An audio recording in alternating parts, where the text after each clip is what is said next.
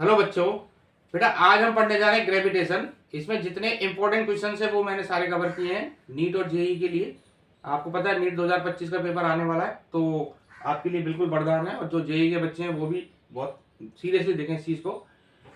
तो बेटा gravitation heading डाल दें। ग्रेविटेशन, अगर दो मासेस हैं m1 m2 r डिस्टेंस पर रखे हैं तो इनके बीच में लगने वाला कौन सा फोर्स होता है, ये आपने पता ही है, gravitational force G m1 m2 by are square.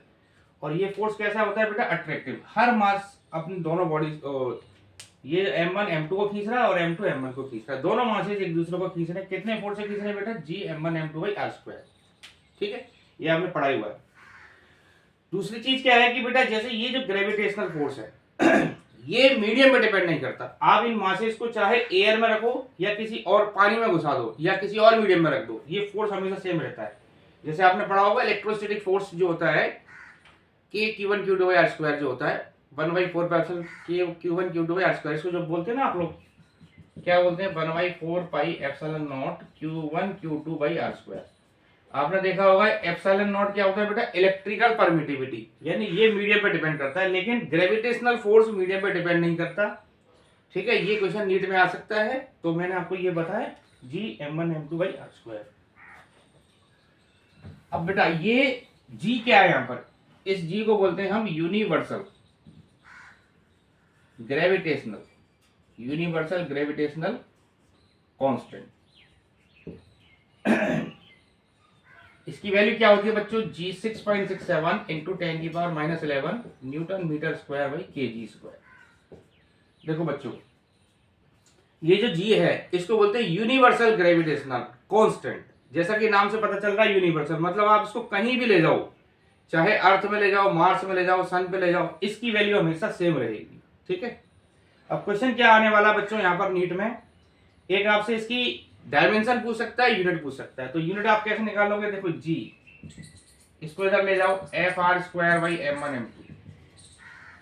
F का मतलब हो गया बेटा newton metre square by kg square, है ना, ये तो होगी इसकी यूनिट। अब इसकी डायमेंशन कैसे निकालोगे, न्यूटन की डायमेंशन क्या होगी बच्चों, ml/t-2 L2 मीटर स्क्वायर की, इसकी क्या होगी m2, ये कट गया तो ये आगे m-1 ऊपर चला गया ना, m-1, ये L3 हो गया और ये हो गया t-2, ये इसकी डायमेंशन होगी m-1 L3 और t-2। ठीक है, डायमेंशन समझ में आ गया। वीडियो बेटा लास्ट तक देखना, बहुत अच्छे अच्छे क्वेश्चन डाले हैं मैंने इसके अंदर नीट और जेई वाले बच्चों के लिए, मजा आ जाएगा आपको वीडियो देख के, है ना।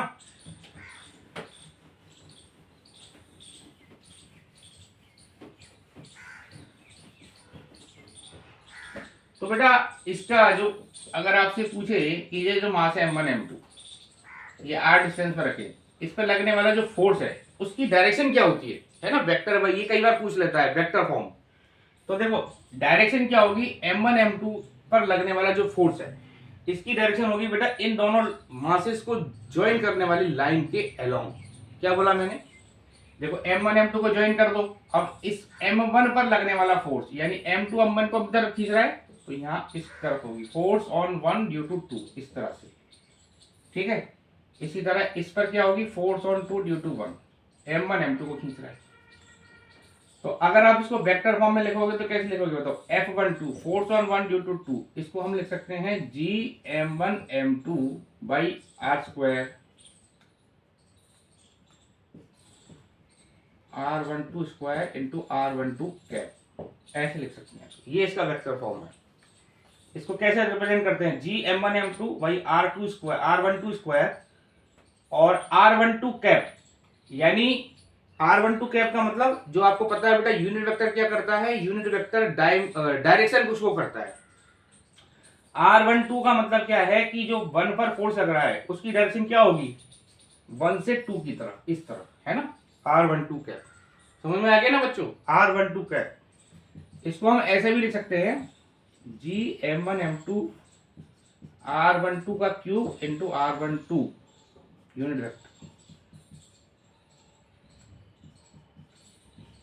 इस तरह से लिख सकते हैं। ठीक है, ये इसका वेक्टर फॉर्म है। इसी तरह आप m2 पे लिख लेना। समझ में आ गया ना बच्चों।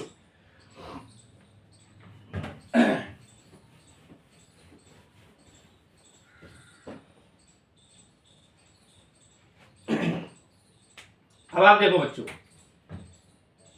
इसमें क्वेश्चन कैसे आएंगे। देखो जैसे दो मासेज रखे हैं 4m and m r distance पर। अब आपसे पहला क्वेश्चन पूछेगा जो कि बहुत इंपॉर्टेंट क्वेश्चन है कि इस लाइन पर थर्ड मास को मैं कहां रखूं ताकि उस पर लगने वाला नेट फोर्स 0 हो। ठीक है जी।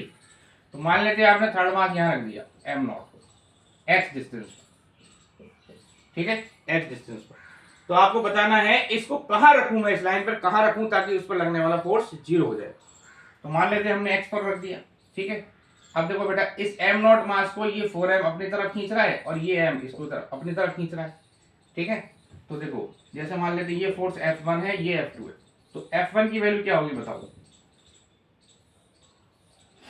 F1 क्या होगा बेटा, G 4m into m naught upon x square, है ना। 4m ने अपनी तरफ खींचा तो ये डायरेक्शन हो गई, डायरेक्शन होगी इस तरह लेफ्ट साइड। इसी तरह F2 कितना आएगा, ये जो है मान लेते हैं ये F2 है, m इसको m नॉट को अपनी तरफ खींच रहा है तो उसको लिखेंगे G m naught upon r minus x का स्क्वायर, ये राइट साइड। ठीक है, अब आपको पता है कि नेट फोर्स इस पे 0, इसका मतलब F1 और F2 इक्वल होने चाहिए तभी तो नेट फोर्स 0 आएगा बेटा। तो F1 और F2 को दोनों को इक्वल कर लो, यानी कि F1 इक्वल टू F2, दोनों को इक्वल करोगे बच्चों तो G 4m into m naught upon x square equal to G m naught upon r minus x का स्क्वायर। ठीक है, तो G से G कट गया, m से m कट गया, m नॉट से m नॉट कट गया। ठीक है, बाकी इधर कर रहा हूं मैं, तो देखो ये इस दोनों साइड का स्क्वायर रूट ले लेता हूं। 2/x इक्वल टू इधर क्या आ गया हमारा 1/r माइनस एक्स, है ना, इसका स्क्वायर रूट ले लिया। तो 2r minus 2x equal to x, 2r equal to क्या आ गया 3x, तो x कितना आ गया 2r/3, यानी कि 4m से 2r/3 डिस्टेंस पर हम इस मास को रखेंगे। ठीक है, ताकि उस पर लगने वाला क्या हो जाए, नेट फोर्स 0। क्लियर हुआ।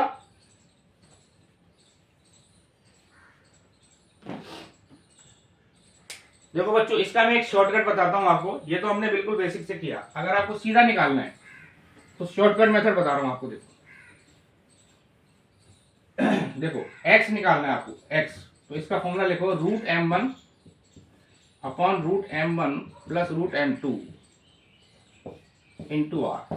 बस ये फॉर्मूला लगा दो, आंसर आ जाएगा आपको 10 सेकंड में। m1 का मतलब पहला मास, जिस मास से आपने लिया डिस्टेंस, यानी जैसे x डिस्टेंस लिया, कहां से लिया बेटा 4m से, तो m1 आपका हुआ 4m।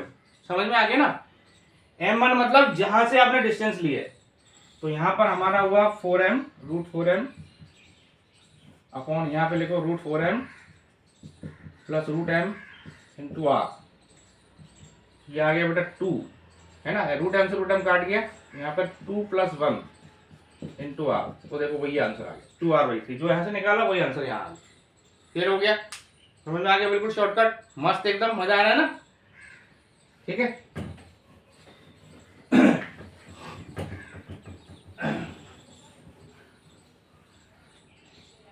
देखो बेटा अगली चीज है इसमें superposition principle. Superposition principle, superposition principle क्या कहता है देखो जैसे ये मास है m0, ये कई सारे मासेस से सराउंडेड है, m0, m1, m2, m3, m4। ठीक है, अब अगर हमें m0 पर नेट फोर्स निकालना है तो m0 वाले जो मास पर है बेटा m1 भी फोर्स लगाएगा, m2, m3, m4 सारे मासेस फोर्स लगाएंगे। m2 जो है ये इसको इधर खींचेगा। एक चीज याद रखना, जब आप m0 पर फोर्स निकाल रहे हो m2 का, m2 अपनी तरफ खींच रहा है m0 को, तो जब उस केसेस में बाकी सारे मासेस को क्या मानना आपने, एब्सेंट। जब हम m0 पर मास फोर्स देख रहे हैं बेटा m2 का, तो बाकी मासेस को एब्सेंट मानूं, मान लेते हैं ये फोर्स है समझो F2। इसी तरह जब m1 m0 को फोर्स लगाएगा, यानी m1 अपने m0 को अपनी तरफ खींचेगा, है ना, अट्रैक्टिव फोर्स होगा इस तरफ, ये m1 होगा, ये F3, ठीक है, और ये F4, ये सारे फोर्सेस हो गए, सारे मासेस ने जो फोर्सेस लगाए। अब m0 पर जो नेट फोर्स आएगा that is vector sum of all these forces, ये सुपरपोजिशन है।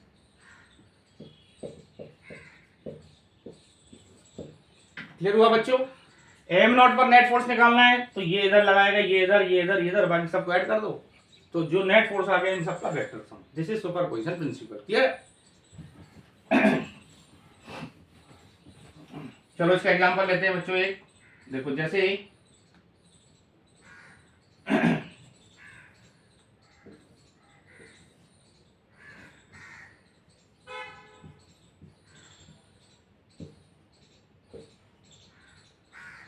ये मान लेते हैं एक इक्विलेटरल ट्रायंगल है, ठीक है, ये ए, ये सारी साइड ए है। अब हमें बताना है फोर्स ऑन एम नॉट कितना आएगा। क्या बताना है बेटा? Force on am not. तो देखो ये एम नॉट को अपनी तरफ खींच रहा है, ये एम अपनी तरफ खींच रहा है ना, और ये अपनी तरफ खींच रहा है। मतलब इस एम नॉट पर फोर्स देखना है आपने, एम नॉट पर फोर्स देखना है ड्यू टू अदर मासेस। ठीक है, तो देखो एम अपनी तरफ खींचेगा, ये इधर खींचेगा, ये इधर खींचेगा। ये मान लेते हैं F1 है, ये F2 है, ये F3 है। तो देखो बेटा F1 और F2 तो कैंसिल हो गए क्योंकि दोनों इक्विवेलेंट अपोजिट हैं, ये कैंसिल हो गए। ठीक है, तो ये A है और ये A/2। तो ये डिस्टेंस कितनी हो गई? जैसे ये ABC, ये P है, तो BP कितना आगे बढ़ो? √A² माइनस A²/4 है ना, A² माइनस A²/4, तो ये आ गया √3A/2। ठीक है, तो ये दोनों कैंसिल हो गए। अब इस एम नॉट पर जो नेट फोर्स बनेगा वो एम की वजह से बनेगा, है ना। तो ये आगे बेटा F3 = GM M0 upon √3A/2 का स्क्वायर। बस खत्म। क्लियर है? एक और ले लेते हैं। देखो जैसे ये तो आपने पढ़ाई होगा, ये देखो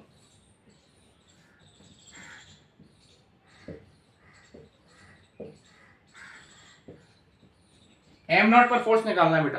ठीक है, तो चार मासेज हैं, ये इसको इधर खींच रहा है, ये इसको इधर खींच रहा है, ये इसको इधर खींच रहा है और ये इसको इधर खींच रहा है। देखो ये दोनों कैंसिल हो गए और ये दोनों कैंसिल हो गए, तो नेट फोर्स कितना आ गया बेटा? 0। ठीक है, ये सुपरपोजिशन प्रिंसिपल आ गया। अब हम बात करते हैं बेटा वेरिएशन। पहले हम ले लेते हैं ग्रेविटेशनल फील्ड इंटेंसिटी, है ना, ग्रेविटेशनल फील्ड इंटेंसिटी।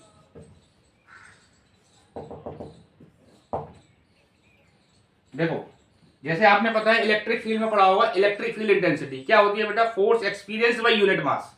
इसी तरह से आपने देखा यहाँ पर जी, ये दो मासेज रखे एम नॉट, तो इन पर लगने वाला बेटा फोर्स कितना आपने देखा? GM/m0/r²।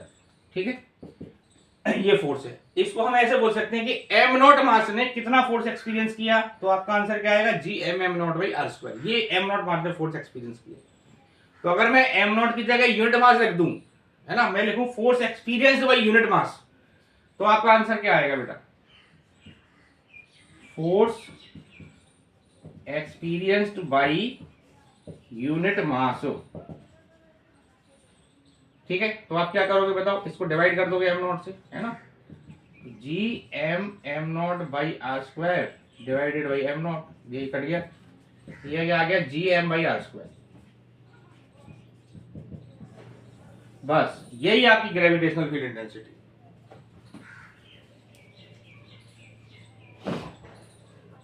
ग्रेविटेशनल फील्ड इंटेंसिटी क्या होगी? GM/r², मतलब force experienced by unit mass. ये एम मास वाला जो फोर्स है, ये जो एम मास वाला है ना, एम मास, इस एम नॉट की जगह यहां लिख दो 1 kg। एम नॉट, ये एम मास इस 1 kg पर कितना फोर्स लगाएगा, ये एम मास 1 kg पर कितना फोर्स लगाएगा, तो वो जो चीज होगी उसी का नाम क्या है? Gravitational field intensity, this one. ठीक है, क्लियर हो गया? GM/r², बिल्कुल जो फोर्स है उसी की तरह फील्ड इंटेंसिटी है, बस इसमें आपको GM/r² लिखना है। जैसे मुझे इस मास की फील्ड इंटेंसिटी निकालनी है तो इस यही वाला मास आएगा GM/r²। दूसरा मास को 1 kg मान लो, तो GM/r² फील्ड इंटेंसिटी आ गई। ठीक है,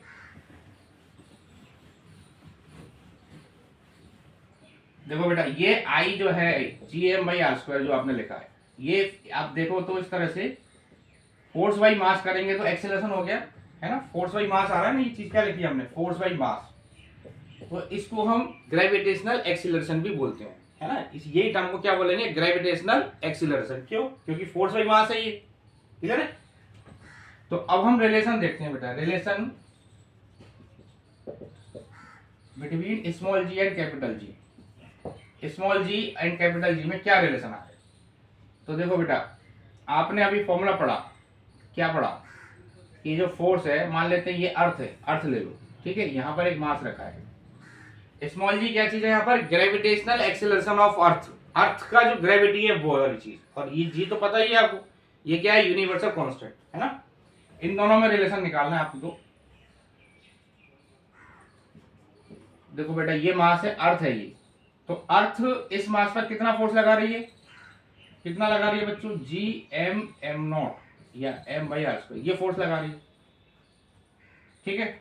और ग्रेविटेशनल फील्ड इंटेंसिटी जिसको हम बोलते हैं, बेसिकली इसको वेट भी बोल सकते हैं, ठीक है, ये चीज है। अब जी क्या होगा बोलो, जी क्या होगा आपके पास, एफ बाई एम, ये तो जी होगा, तो ये आ गया G M by are square. तो ये रिलेशन आ गया आपके पास, G equal to G M by are square, R ले लो इसको, है ना, कैपिटल आर, अर्थ। ये रिलेशन आया, ये याद रखना है आपको बेटा, बार बार में यूज होगा, G equal to G M by are square. G क्या चीज है, ग्रेविटेशन एक्सेलरेशन, एम क्या चीज है, मास ऑफ अर्थ, आर क्या चीज है, रेडियस ऑफ अर्थ, ठीक है। इसको आप ऐसे भी लिख सकते हो, G R square equal to G M. अब देखो बेटा, इसका क्या है, नीट में ये क्वेश्चन आता है बहुत बार, इसको पहले मैं बना देता हूं। एक रिलेशन तो आया, G equal to G M by are square. तो यहां देखो, अगर हम इफ एम इज कांस्टेंट, अगर मास को कांस्टेंट रख दें बच्चों, है ना, जी तो कांस्टेंट है ये, तो जी कितना आएगा बताओ, 1 बाई आर स्क्वायर। अगर मास को कांस्टेंट रखेंगे तो जी आया inversely proportional to r square. तो अगर जी और आर में ग्राफ खींचे बच्चों, तो इस तरह से ग्राफ आएगा जी और आर में, ठीक है, ऐसे ग्राफ आएगा।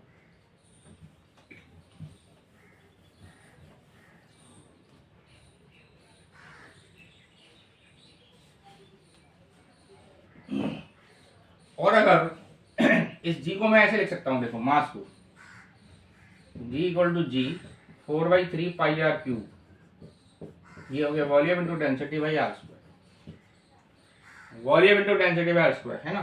तो ये आ गया हमारे पास 4/3 पाई जी आर रो, ये आ, इस तरह से लिख सकते हैं। अब अगर आर को कांस्टेंट रख दिया जाए, सॉरी, अब इस बार क्या करें, अगर हम डेंसिटी को कांस्टेंट रखते हैं, है ना, डेंसिटी तो कांस्टेंट होती है, तो जी क्या आ गया बताओ, आर के प्रोपोर्शनल आ गया।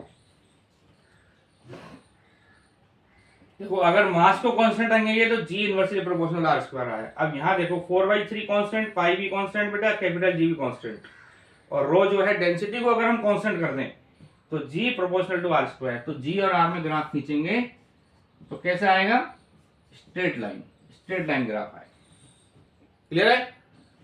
ध्यान रखना, क्या चीज कांस्टेंट रखी हुई है उसी के अकॉर्डिंग ग्राफ बनेगा। अगर मास कांस्टेंट है तो ये ग्राफ आएगा, और अगर डेंसिटी कांस्टेंट है तो ये ग्राफ आएगा, क्लियर है। मजा आ रहा है ना बेटा, मस्त वाला, बिल्कुल टेंशन ना करें, एग्जाम आ रही है, लेकिन एकदम कॉन्फिडेंस को अपने साथ में आसमान पर रखना है बेटा।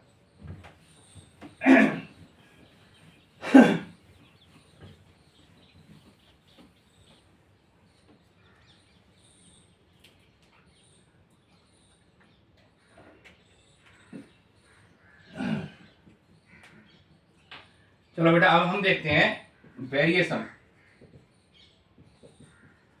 Variation of g with depth and height. अब आपको पता है कि जो स्मॉल जी है ना बेटा, ये हाइट और डेप्थ के अकॉर्डिंग चेंज होती है। तो देखो, सरफेस पे जो इसका फॉर्मूला है वो है G M by are square, surface पर तो ये फॉर्मूला है इसका।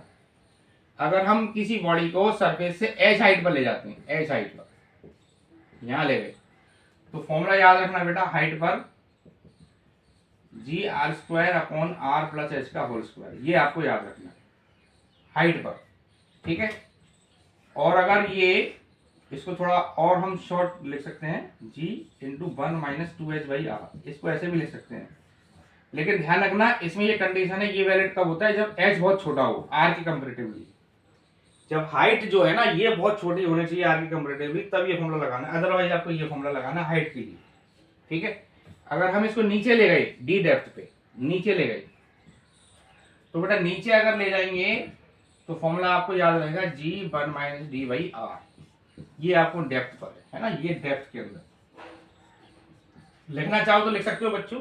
नीचे जाएंगे तो 1 माइनस डी बाई आर। अच्छा डी क्या चीज है यहाँ पर, डी बेटा डिस्टेंस सेंटर से नहीं है, डी डिस्टेंस है सरफेस से, ध्यान रखना, D is the distance from the surface. ठीक है,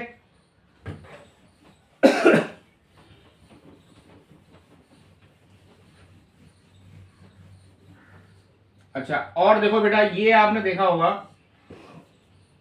जैसे ये हमारा इक्वेटर है और ये क्या है बच्चों, ये है पोल, इक्वेटर से पोल।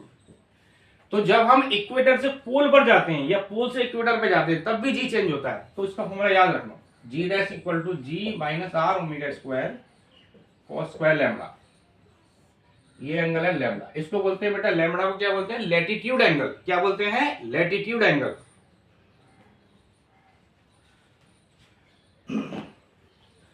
लैम्बडा को क्या बोलते हैं बेटा, लैटिट्यूड एंगल, है ना, लैटिट्यूड एंगल। अब अगर आप पोल पर पहुंच जाएंगे एट पोल, तो बेटा ये लैम्बडा कितना आ जाएगा, 90 डिग्री, तो जी डैश की वैल्यू हो गई जी, यानी पोल पर जी की वैल्यू मैक्सिमम होगी। और अगर इसको हम इक्वेटर पे ले आए बच्चों, एट इक्वेटर, इक्वेटर पे अगर हम ले आए तो लैम्बडा 0 हो गया, तो जी डैश क्या आ गया बोलो, जी डैश आ गया जी माइनस आर ओमेगा स्क्वायर। ठीक है, ये आ गया मिनिमम, पोल पर मैक्सिमम है, इक्वेटर पर मिनिमम। क्लियर है। अगर हम पूछे कि भाई पोल से इक्वेटर पे गए तो कितना चेंज आया, पोल से इक्वेटर पे या इक्वेटर से पोल पर गए, हम इक्वेटर से पोल पर जा रहे हैं तो जी में घटोतरी हो रही है बढ़ोतरी हो रही है, इंक्रीमेंट हो रहा है डिक्रीमेंट, इक्वेटर से पोल पर जा रहे हैं तो इंक्रीमेंट हो रहा है। कितना इंक्रीमेंट हो रहा है बेटा, यहाँ पर है जी माइनस आर ओमेगा स्क्वायर, यहाँ कितना है जी, तो बढ़ गया, कितना बढ़ गया, आर ओमेगा स्क्वायर। अगर हम इक्वेटर से पोल पर जाएंगे बच्चों तो जी में कितने परसेंट, कितना बढ़ोतरी होगी, आर ओमेगा स्क्वायर। ठीक है जी।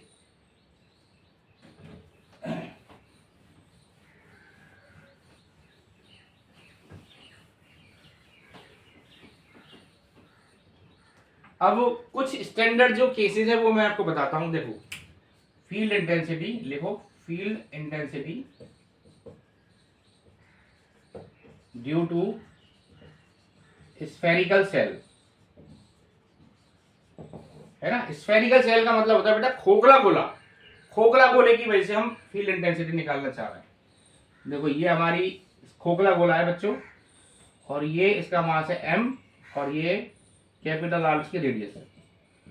ठीक है, अब ध्यान रखना मैं यहाँ पे लिखता हूं आउटसाइड, अगर हमें आउटसाइड निकालना है बच्चों, है ना, आउटसाइड का फॉर्मूला लिखो G M by are square. Small r देखो, जी तो यूनिवर्सल कांस्टेंट हो गया बेटा, एम मास हो गया, आर क्या चीज है ध्यान रखना, r is not the radius, r इसमें बेटा डिस्टेंस है पॉइंट की फ्रॉम द सेंटर, है ना, जैसे मुझे इस पॉइंट पे निकालना है तो इस पॉइंट की डिस्टेंस है सेंटर से। ठीक है, आर वेरिएबल होगी, अगर आर की वैल्यू कैपिटल आर से ज्यादा है इसका मतलब पॉइंट कहां लाई कर रहा है, आउटसाइड। क्लियर है, आउटसाइड। ठीक है, I equal to G M by are square. अब देखो ऐसे लिखा हुआ है, इसका क्या मतलब है, आर इक्वल टू आर, यानी आर इक्वल टू आर, ये पॉइंट यहीं पर आ गया, सरफेस पर आ गया, है ना, तो आर इक्वल टू आर डाल दिया। और अगर स्मॉल आर की वैल्यू कैपिटल आर से कम है, यानी पॉइंट कहां लाई कर रहा है बेटा, अंदर लाई कर रहा है ना, अंदर, इनसाइड, इनसाइड लाई कर रहा है, तो ये ग्राफ, तो ये 0 आएगा, अंदर फील्ड इंटेंसिटी क्या रहेगी, 0। ठीक है, अब मैंने है बेटा इसका ग्राफ बनाना, देखो ग्राफ इसका बनाना है बच्चों, तो देखो ग्राफ कहां से स्टार्ट होगा,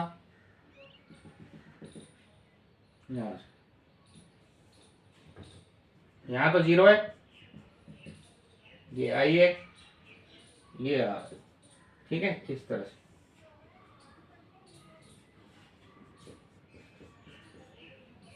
यहां 0 है, यहां I inversely proportional to r square, और सरफेस पर इसकी वैल्यू मैक्सिमम है।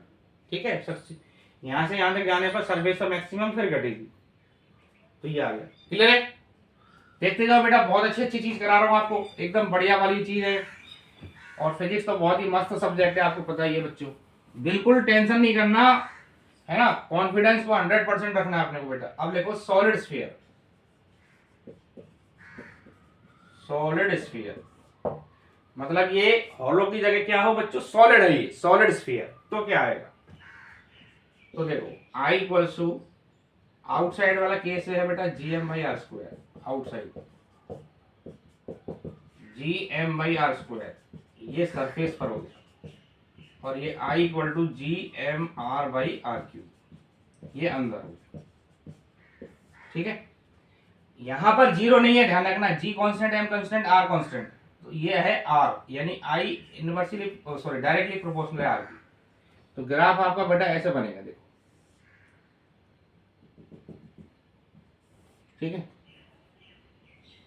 यहां चले और उसके बाद यहाँ I डायरेक्टली प्रोपोर्शनल है बेटा R के यहां तक, और ये R। ठीक है, यहां से यहां तक इंक्रीमेंट होगा, I प्रोपोर्शनल टू R, तो स्ट्रेट लाइन, उसके बाद फ्री इस तरह से। क्लियर है बच्चों? देखो कई बुक्स में ये ग्राफ बेटा ऐसे भी दिया हुआ है, लिख लिया आप लोगों ने? तो वैसे एग्जैक्ट ग्राफ तो ये नीचे हम इसलिए लेते हैं क्योंकि ग्रेविटेशनल फोर्स अट्रैक्टिव फोर्स होता है, और फोर्स को हम नेगेटिव, अट्रैक्टिव फोर्स को नेगेटिव मानते हैं और रिपल्सिव फोर्स को बेटा पॉजिटिव मानते हैं। तो ये ग्राफ मैंने इसलिए नीचे बनाया, कईयों के दिमाग में आ रहा होगा ना नीचे क्यों बनाया, लेकिन कई बुक्स में बेटा ये ग्राफ ऐसे भी दिया होगा, है ना, इस तरह से ऊपर भी दिया होता है। लेकिन अगर नीट में क्वेश्चन आ गया और आपको अगर दोनों ऑप्शन मिलेंगे तो ये वाला ऑप्शन करेक्ट करना है आपको। ठीक है, क्योंकि ग्रेविटेशन अट्रैक्टिव फोर्स को हम क्या मानते हैं बच्चों, नेगेटिव मानते हैं। ठीक है,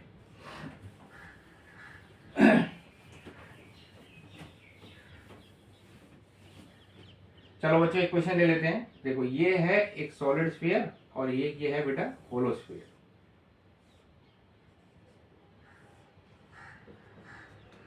ये जो है ना, ये है होलो स्फीयर, और ये दोनों कॉन्सेंट्रिक है, ये सॉलिड स्फीयर, ये सॉलिड है। और अब हमें यहाँ इस पॉइंट पर क्या